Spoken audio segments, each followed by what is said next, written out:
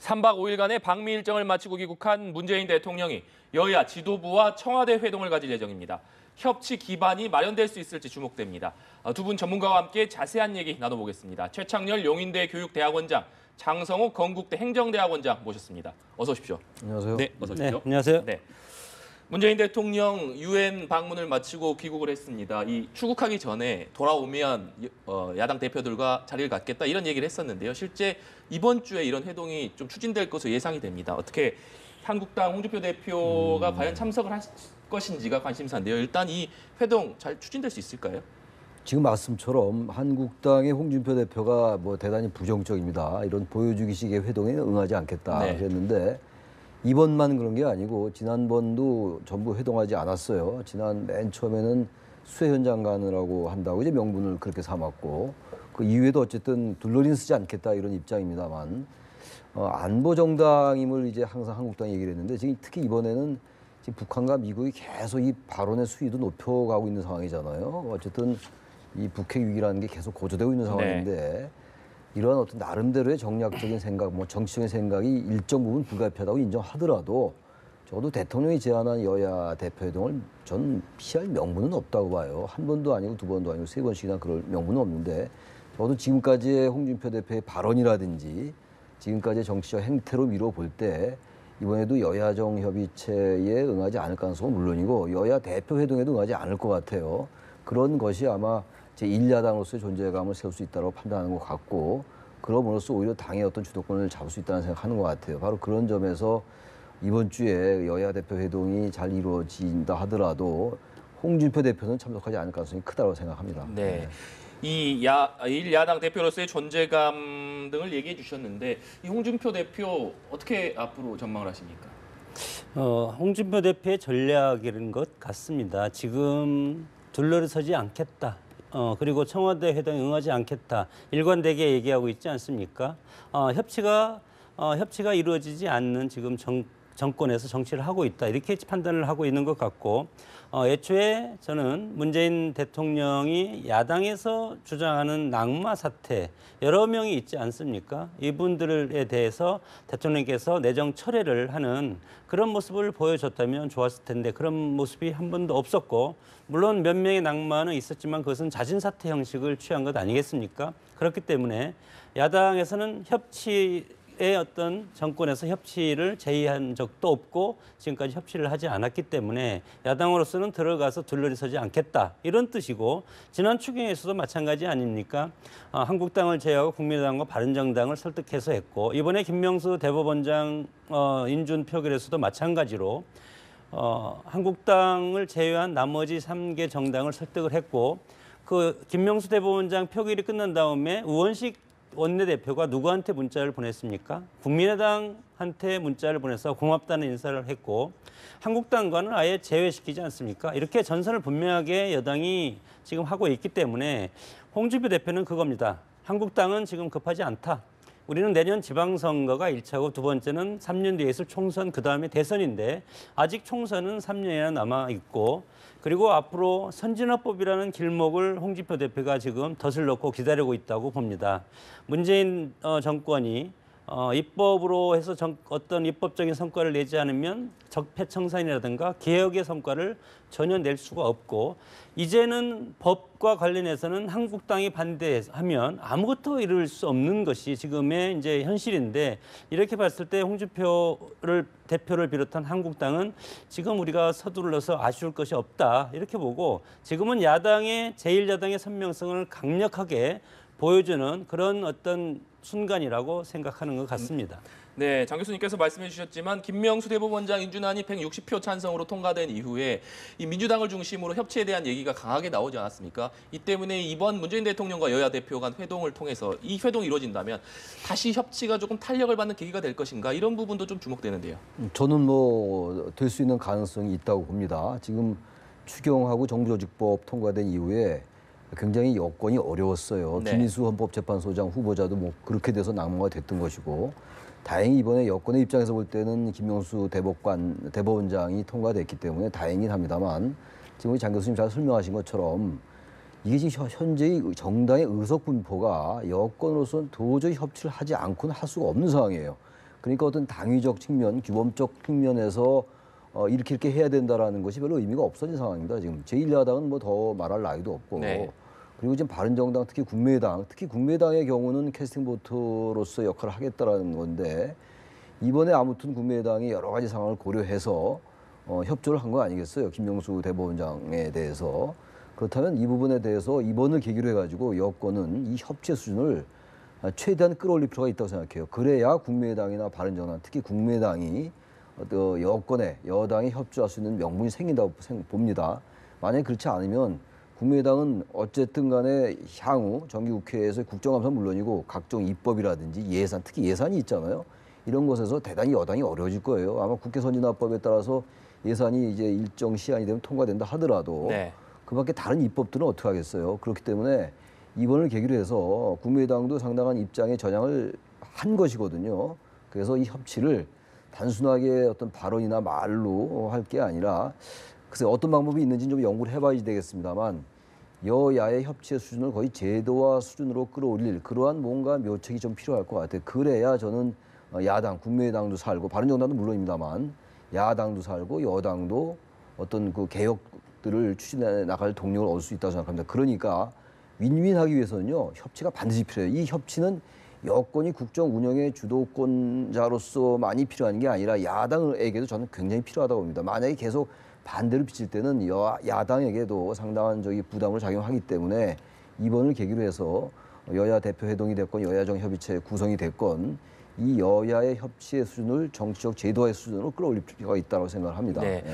말씀하신 대로 민주당 내에서는 이 사안별로 국민의당과 협치를 하기는 조금 어렵다. 이 때문에 시스템적으로, 제도적으로 좀 협치하는 방안을 만들자 이런 목소리가 나오고 있는데 국민의당에서는 또 반대로 이렇게 선별적으로 사안에 따라서 판단하겠다는 입장이지 않겠습니까? 결국 두 당의 입장이 충돌할 수밖에 없을 상황인데요. 결국은 집권 여당이 아쉬운 겁니다. 집권 여당은 항상 포용적 자세를 가지고 무슨 할 말이 있어도 말을 하면 안 되고 그리고 상대방을 끌어안아야 되지 않겠습니까? 최 교수님 뭐 여러 가지 말씀을 하셨는데 협치라는 것은 주고받는 겁니다. 지금 여당과 청와대의 입장을 보면은 주려고 하지 않고 일단 본인들이 생각했던 대선 국면에서 생각하고 대선 공약으로 내세웠던 것을 밀어붙이는 그런 어떤 정권 초기의 특성을 그대로 지금 보여주고 있는데 이것에 대해서 한국당은 지금 반대하고 있는 것 아닙니까? 결국은 협치라는 것은 국회에서 선진화법을 넘을 수 있는 개혁 입법을 통과해야만이 협치가 달성되는 것이지 국민의당이 협조해서 하는 사안별 협치 그런 것은 이미 다 저는 끝났다고 봅니다. 무엇이 이제 필요하겠습니까? 그리고 국민의당도 마찬가지로 사안별로 협조를 하든 그리고 과거의 민주당과 우리는 같은 형제다. 이런 뭐 느낌으로 지금 이제 정당 활동을 하고 있는데 협치의 모습은 회색지대라고 봅니다. 국민의당에 있어서 협치 사안별로 국정에 협력하는 것은 당연히 이제 도와주는 것인데 한국당과 국민의당이 다른 각도에서 이렇게 도와준다는 것은 어떻게 보면 국민의당의 어떤 야당으로서의 선명성을 협치로서 이제 바꿔버리는 그런 어떤 국민의당한테는 악영향이 끼칠 수밖에 없지 않겠습니까? 이런 상황에서 국민의당의 스탠스가 앞으로 어떻게 갈지 이것이 이제 회색 정당으로 갈지 불임 정당으로 갈지 아니면 강한 야당의 카리스마 있는 정당으로 갈지 그것은 국민의당이 앞으로 선택을 해야 된다고 봅니다. 네. 국민의당 내부의 사정을 돌아볼 필요가 있을 것 같습니다. 지금 국민의당 안철수 대표의 세력과 호남 중진들 세력 간에 분명히 전 차이가 있다고 봐요. 이번에도 김명수 후보자 대법원장의 그 인준을 두고도 상당히 그 결이 많이 달랐잖아요. 그렇기 때문에 이런 부분들도 국민의당 내부의 민주당과 생각을 같이 하는 의원들과 같이 연대를 하는 쪽으로 자꾸 초점을 맞춰가고 그리고 기본적으로 국민의당은 이 민주당의 같은 뿌리거든요. 그리고 정책 지향도 굉장히 좀 비슷하다고 봐요.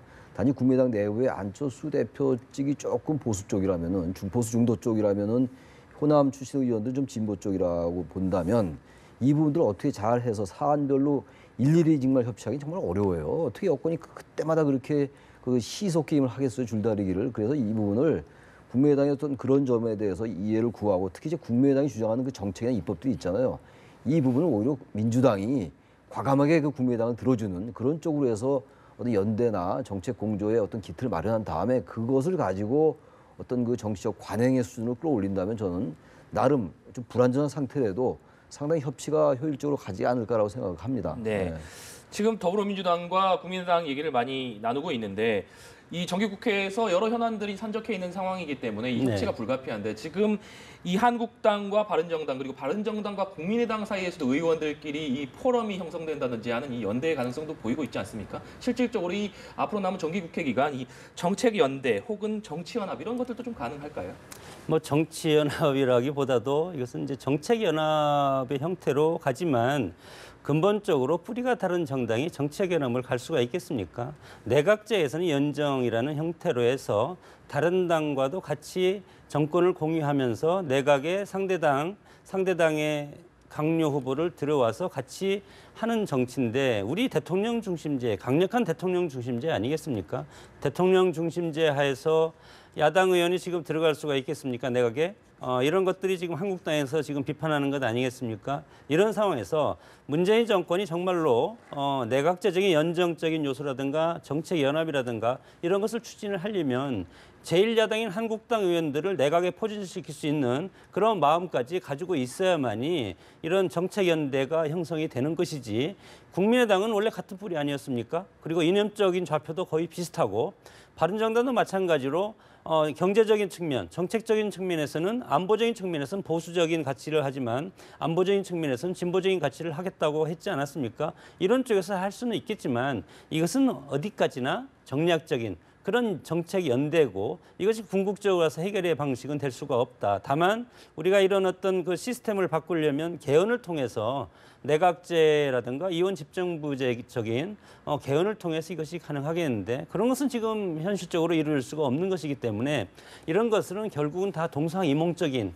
그리고 어떤 자신의 어떤 정파적인 존재감을 드러내기 위한 정략적인 그런 어떤 차원이다. 저는 그렇게 분석을 합니다. 이런 가운데 한국당 정진석 의원이 노무현 전 대통령의 죽음에 대해서 부부싸움이라고 주장해 파문이 일고 있습니다. 일단 이 발언이 나온 배경을 어떻게 봐야 될까요? 정진석 의원이 또 그 이후에 또 트위터에다가 자신의 입장을 밝혔어요. 박원순 서울시장이 자꾸 이명박 대통령이 노무현 대통령에 대해서 정치보복을 했다라는 얘기를 하기 때문에 그렇지 않다라는 것을 얘기하기 위해서 그렇게 얘기를 한 거다라고 이제 유감을 표명하긴 했는데 1차적으로 일단 정진석 의원이 지금 이 사안 속에서 설령 자신이 그런 입장을 밝혔다 하더라도 노무현 전 대통령의 그 죽음을 가지고 부부싸움이니 뭐 권양수 여사가 가출했다니 이런 건 적절하지 않습니다. 일단. 그리고 지금 이제 와서 다른 쪽으로 박원순 시장의 발언에 대해서 반박을 하고 반론을 제기해야 되는 것이지 그렇게 어떤 사적인 영역의 문제로 인식될 수 있는 부분을 가지고 그건 사실 고인에 대한 명예훼손이 될 수가 있는 거잖아요. 지금 이제 그 노무현 재단 쪽에서도 그렇고 민주당에서도 뭐 법적 대응하겠다 이렇게 얘기하고 있는데 아무튼 사건의 발단은 그렇다 하더라도요.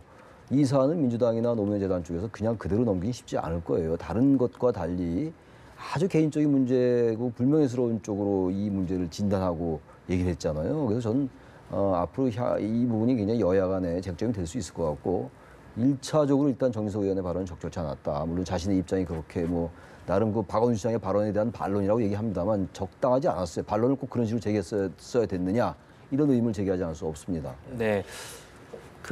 이제 요것을 보면 핵심적으로 전임 이명박 정권하고 그리고 그 노무현 정권 간의 어떤 갈등 양상으로 지금 비화돼서 그런 어떤 죽음 문제까지 지금 페이스북에 이것이 이제 올라왔는데 그겁니다. 본질적으로 이것은 권력적인 문제라고 봅니다.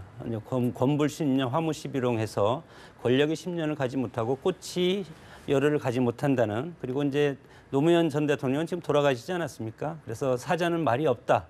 이런 것을 가지고 어떤 전 정권의 어떤 몸담았던 사람들이 서로에 대해서 서로 비난전을 하면서 이런 것이 이제 소재로 들어서는데 그러나 이런 것들은 이미 이제 돌아가신 분이고 뭐 서로 금도는 있어야 되지 않겠습니까? 그렇기 때문에 그런 이유야 어쨌든 간에 이런 것들을 끄집어내서 서로 상대방을 공격하는 수단을 쓰는 것은 바람직스럽지 않다. 그리고 이명박 전 대통령도 마찬가지로 이미 정권이 끝난 지가 한참 되지 않았습니까? 물론 적폐가 있다면 그것에 대해서 현 정권이 뭐 개혁의 차원에서 하는 것은 뭐 마땅하지만 그럼에도 불구하고 이렇게 전 정권끼리 서로 과거사를 놓고 서로 치열하게 대립하는 것은 국민들이 보기에는 별로 안 좋다. 그렇게 봅니다. 근데 이 부분 하나 있는 것 같아요. 지금 이제 그 노무현 정권과 이명박 정권의 뭐 정치 보복 논란이잖아요. 이른바. 근데 이명박 정권 때 이명박 정권 국정원이 벌였던 이러한 부분들, 지금 국정원 적폐청산 TF가 밝힌, 조사에서 밝힌 이런 결과들은 말이죠. 이거를 무슨 뭐 노무현 대통령이 집안의 문제 때문에 가출해서 아니 뭐 저기 부부싸움 끝에 이거는 도저히 있을 수 없는 일이에요. 이 사안 자체를 어떻게 개인적인 일로 환원시키는 것이며 또 하나는 국정원이 그렇게 도저히 있을 수 없는 정치관이나 선거 개입을 한 것인데 게다가 문화예술인 블랙리스트 만들고 이런 것들을 정치 보복으로 볼 수가 없는 거죠. 잘못된 것을 밝혀내고 진상을 규명하고 거기에 대해서 책임질 사람 책임지고 이렇게 돼야 되는 것인데 이거를 가지고 지난 정권들 간의 정치 보복의 같은 반열로 얘기하는 건 자체가 맞지 않는 거다라고 생각해서 정진석 의원이 굉장히 선이 굵은 정치인이고 이런 정치인인데 참 뭐 적절치 않은 발언을 했다고 생각해요. 네. 오늘 두 분 말씀은 여기까지 듣도록 하겠습니다. 최창렬 영인대 교육대학원장, 장성호 건국대 행정대학원장과 함께 얘기 나눠봤습니다. 오늘 말씀 감사합니다.